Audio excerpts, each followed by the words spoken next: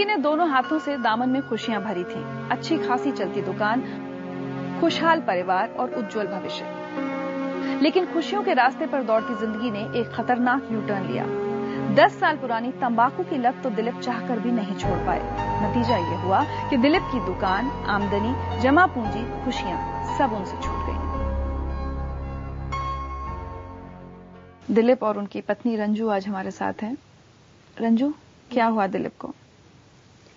Madam, पहले मुंह में बोले कि मेरा मुंह में छाला आ गया, जैसे जनरली सब बोलते हैं मुंह पक जाना, उस तरह से बोले मेरे मुंह में ना छाला छाला आ गया। तो जो सब बोले कि ये खाइए वो खाइए, घरेलू उपाय, पान खाइए, मतलब मिर्ची मत खाइए, तो ऐसे करते रहे। लेकिन 1 महीना ऐसे बीत गया और फिर कुछ फायदा नहीं हुआ। फिर मैंने इनको बोला कि नहीं, आप डॉक्टर को दिखाइए। तो वो बोले कि तुम इसका टेस्ट करवाओ, बायोप्सी का टेस्ट करवाओ, ये ठीक नहीं लग रहा है, ये घाव जैसा लग रहा है तुमको, जख्म है, तो तुम इसको ठीक से मतलब करवाओ। फिर वही टेस्ट हुआ तो उसमें इनका कैंसर निकल गया। गुटखा खाते थे? तंबाकू का सेवन ज्यादा करते थे, गुटखा भी थोड़ा बहुत कभी दोस्तों के साथ, लेकिन तंबाकू मेन था। और 10 साल खूब तंबाकू जमकर खाई। सिगरेट भी पीते?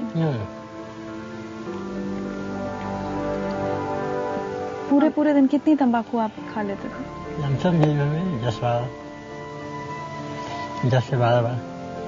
10 से 12 बार। आपने कोई मना नहीं किया?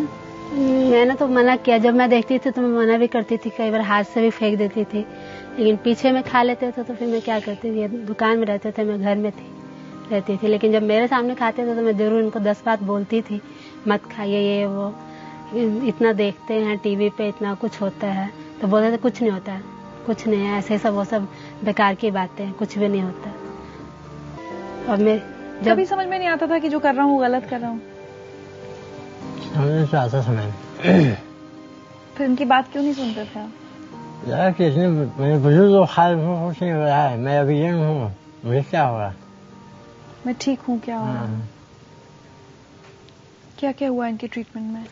ट्रीटमेंट में तो पहले ऑपरेशन हुआ है मैम, उसके बाद रेडिएशन, 30 डेज का रेडिएशन पड़ा है। जीभ भी काटी है ना? जीभ भी काटा हुआ सी शेप में, जिससे कि आवाज बोल नहीं पाते हैं, साफ क्लियर नहीं होता। और बहुत सारी फाइनेंशियल प्रॉब्लम भी बहुत सारी आई, बहुत सारी दिक्कत आई।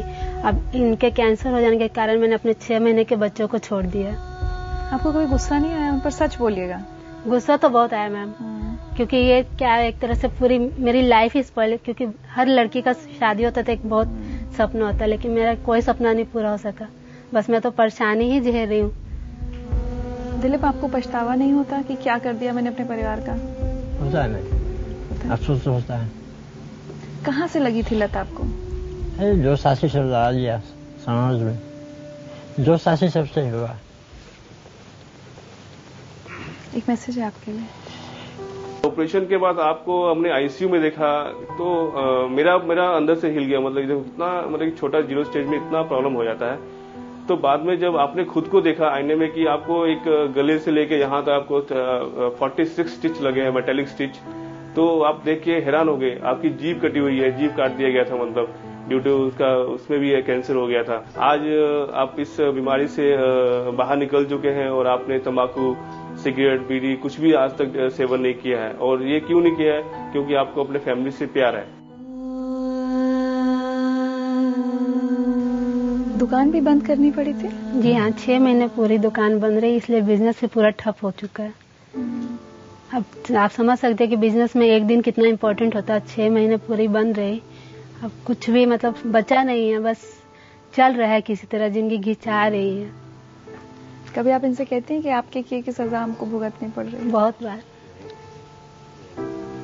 क्योंकि ये बात तो सच है कि इनकी किए की सजा मुझे भुगतनी पड़ रही है, फैमिली मेंबर को भी नहीं, सिर्फ मुझे ज्यादा भुगतनी पड़ रही है। आज हम चाहते हैं कि आप वो सारी महिलाओं को जो चुपचाप अपने पति की बुरी आदतों को झेलती हैं, सहती हैं, ये सोच के कि अब इनसे क्या कहें, इनको क्या रोकें, ये तो सुनते नहीं है, ये तो समझते नहीं है, ऐसी सारी महिलाओं के लिए आप मैसेज दें। मैं यही कहना चाहती हूँ कि किसी भी तरह से अपने पति को ये समझाइए कि आपकी जिंदगी मेरे से जुड़ी हुई है और आपकी जिंदगी पूरे परिवार से जुड़ी है। अगर आपको कुछ हो जा रहा है तो पूरा परिवार बिखर जा रहा है, इसलिए आप इन सब का सेवन ना करें और हम सबकी जिंदगी को संभारे, सुधारे, क्योंकि आपसे हम सब जुड़े हुए हैं, हमसे आप जुड़े हुए हैं। इट्स जस्ट एक माइंडलेस सी चीज होती है कि और कुछ मुझे करना नहीं, मुझे पहले एक सिगरेट पीनी है, मुझे कुछ सोचना नहीं है, वो बस अंदर से एक तलब सी आती है।